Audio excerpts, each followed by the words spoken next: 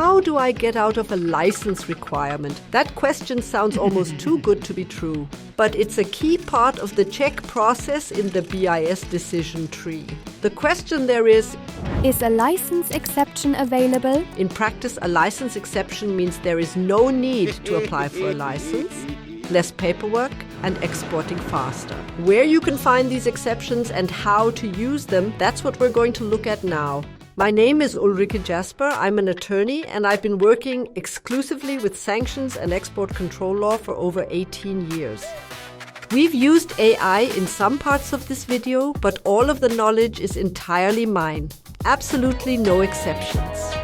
Who can actually use an exception? License exceptions might apply to goods that have an X in the box during the check process under the BIS decision tree, meaning they're controlled for their destination. Of course, if there's no X in the box, there's no license requirement at all. And where can I find these exceptions? We can find the license exceptions in the places we're already familiar with. On the one hand, in the license requirements of the respective ECCN or in paragraph 740 of the EAR. The best way to explain this is by taking a look at yet another example. Of course, we will do this with our good old US pump. It has the ECCN 2B350I and we want to re-export it to Taiwan. According to the Commerce Country Chart, we had an X in the box. This means that this is a transaction which will require a license. If there is no exception available, we will have to apply for a license with the BIS. Now, we really need to take a much closer look at the license requirements for ECCN 2B350I once again. And here we see two specifications, LVS and GBS. More abbreviations? What do they actually mean now? GBS stands for Group B shipment, but isn't applicable. LVS stands for low value shipment. The threshold is $2,000. The exception applies to all destinations in country Group B.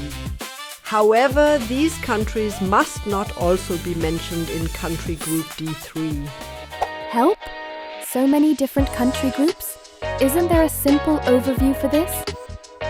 All these country groups sound super complicated again, but luckily BIS has a really great tool for this, the interactive country groups. The really great thing about it is that I don't necessarily need to understand all those group definitions. I just get the information that is actually relevant for my check.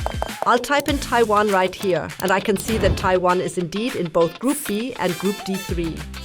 This means that for our US pump that we want to send to Taiwan, the license exceptions that are mentioned in the ECCN are not going to apply. Paragraph 740 of the EAR itself mentions a number of other license exceptions. Here, a detailed individual check needs to be carried out. In our case, no license exception applies. That is really too bad. This was the final check in the decision tree. Wow! And here's our result. The re-export of our pump to Taiwan is controlled without exception. We need to apply for a license with the BIS.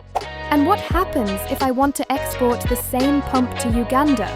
If I would like to re-export our pump to Uganda, I have to go through the decision tree all over again and check if there is an X in the box. Exactly like with Taiwan, column CB2 is marked with an X for Uganda. Therefore, the re-export is controlled for Uganda as well. Now I've got an ace up my sleeve.